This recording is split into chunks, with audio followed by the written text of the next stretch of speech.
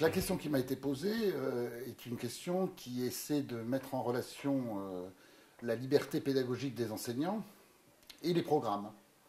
Hein, on pourrait dire, est-ce qu'en fait l'existence de programmes, l'existence même de façon plus globale d'une politique nationale, est-ce que c'est quelque chose qui vient freiner, qui vient limiter la liberté pédagogique de l'enseignant?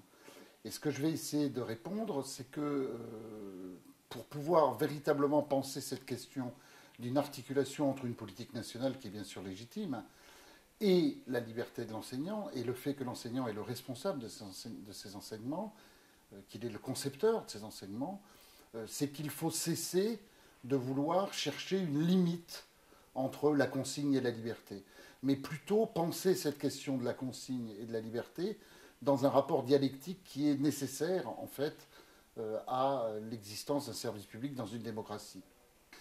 La contradiction, elle est justement nécessaire. Un service public d'éducation au sein d'une démocratie doit prendre en compte la nécessité de ces contradictions, parce que c'est une condition même de la démocratie. Donc c'est pour ça qu'il faut échapper à l'idée d'un rapport qui se limiterait à savoir où est la limite entre la consigne et la liberté pédagogique de l'enseignant. C'est de la confrontation de la consigne, ou plus exactement de la confrontation d'une politique nationale et de ses programmes notamment, avec la liberté pédagogique de l'enseignant, c'est de cette confrontation que doit naître une amélioration du service public d'éducation. L'éducation nationale n'est pas à l'abri des évolutions qui sont aujourd'hui générales, et notamment en matière d'évolution de conception de management. C'est-à-dire qu'on sait bien aujourd'hui que nous sommes dans une société qui de plus en plus est acquise à des formes nouvelles de management dans lesquelles, à un moment donné, la question de la consigne, la question de l'injonction est jugée par certains comme nécessaire.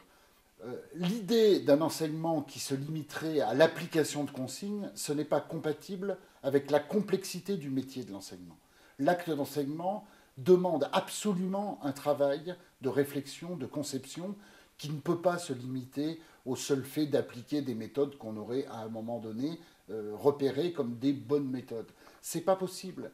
Il y a une complexité fondamentale dans l'acte d'enseignement qui nécessite absolument que l'enseignement soit conçu par l'enseignant.